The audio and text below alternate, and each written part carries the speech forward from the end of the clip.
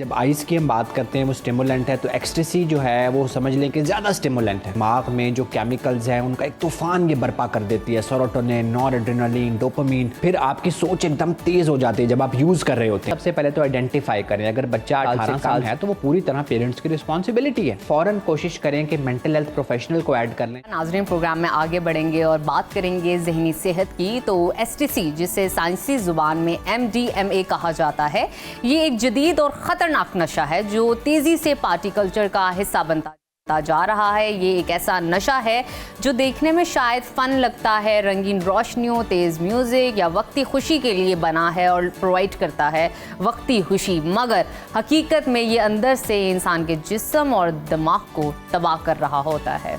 आज के प्रोग्राम में हम जानेंगे कि एसटीसी का नशा जिस्म और दिमाग पर क्या असर डालता है और इसकी कौन सी अलामात होती हैं, इसकी पहचान किस तरह की जाए, क्या इस नशे से निजात मुमकिन है, और अगर मुमकिन है भी तो कौन सी थेरेपीज या फिर मेडिकल रिहैब इस सिलसिले में मदद दे सकती है।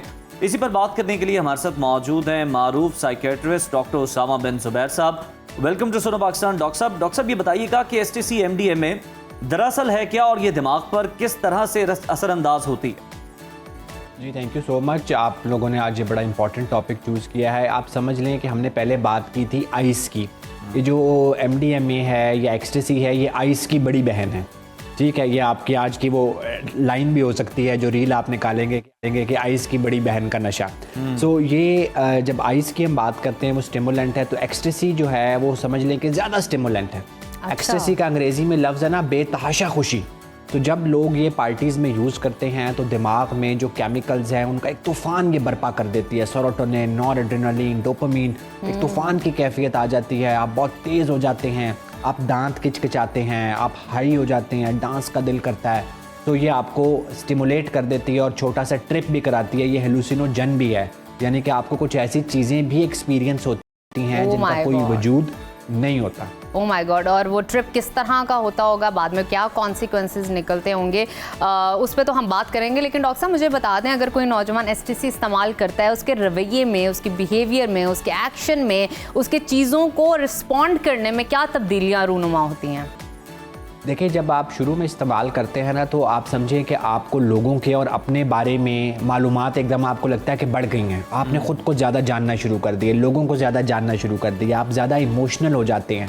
फिर आपकी सोच एकदम तेज़ हो जाती है जब आप यूज़ कर रहे होते हैं। और अगर आप फिज़िकल अलामात की बात करें तो ये लोग दांत बहुत किचकिचाते हैं। तो अगर आप पेरेंट हैं, आपका टीनेजर आपको लगता है कि आजकल दांत बहुत किचकिचा रहा है, हर काम बहुत तेज़ी से कर रहा है, परेशान सा रहता है, एंशियस रहता है, उसको पसीना बहुत ज़्यादा आता है, हर काम तेज़ करता है, रोज़ रात को गायब हो जाता है। तो आपके कान खड़े हो जाने चाहिए कि ये अलामात हो सकती हैं कि ये एक्सटेसी यूज़ हो रही है। और इस वक्त ये दुनिया में चौथा या पांचवा सबसे ज़्यादा इस्तेमाल किए जाने वाला नशा है। और तकरीबन 1% लोग इससे, तकरीबन 20,000 में से एक बंदा जो ये यूज़ करते हैं उसकी डेथ हो जाती है। ये इतना डेंजरस मामला है। अच्छा डॉक्टर साहब ये बताएं कि मरीज़ की मुकम्मल बहाली के लिए काउंसलिंग और फिर थेरेपी में कितना वक्त दरकार होता है? देखिए, सबसे पहले तो आप ये याद रखें कि इसको आइडेंटिफाई करना है कि पेरेंट्स और यंगस्टर्स इसको आइडेंटिफाई करेंगे। ये जो लोग भी पार्टीज़ कर रहे हैं, पार्टीज़ में यूज़ होने वाली सबसे कॉमन चीज़ है। फिर प्रॉब्लम ये आता है कि ये दूसरी चीज़ों के साथ इस्तेमाल होती है। लोग इसको आइस के साथ यूज़ करते हैं, कोकीन के साथ, 2CB के साथ, के मिल के एकदम इफेक्ट बहुत ज़्यादा पोटेंशिएट हो जाता है।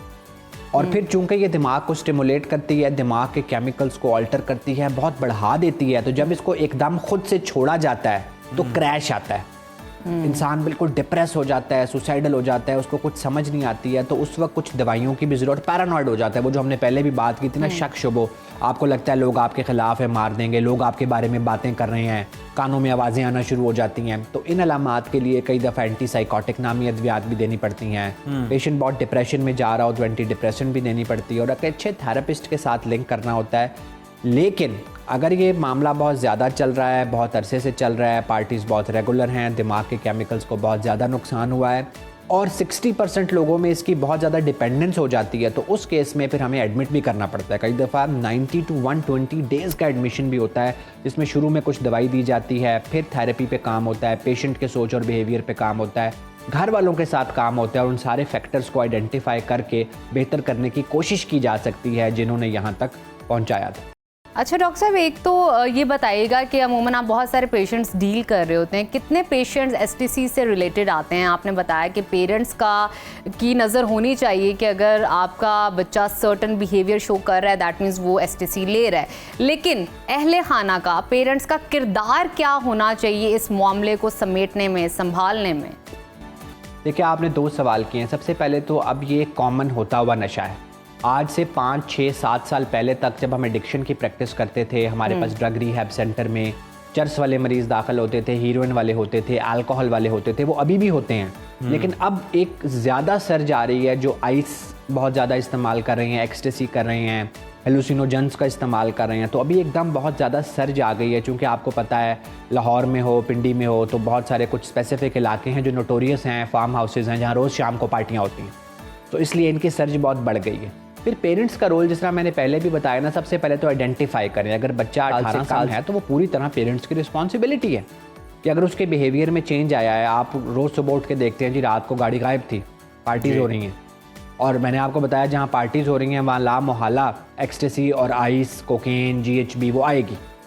फिर जब आपने एक चीज़ आइडेंटिफाई कर ली तो लड़ाई झगड़ा ना करें, उसको मुजरिम ना ठहराएं, उस पर पाबंदियाँ ना लगाएं, बातचीत के ज़रिए उसको बिठाएं, मामले को लेके चलें, और फिर फ़ौरन कोशिश करें कि मेंटल हेल्थ प्रोफेशनल को ऐड कर लें। चूँकि मैं हमेशा कहता हूँ पाकिस्तानी माँ बाप के जज्बात उस हाथी की तरह होते हैं जो खेत उजाड़ के दम लेते हैं।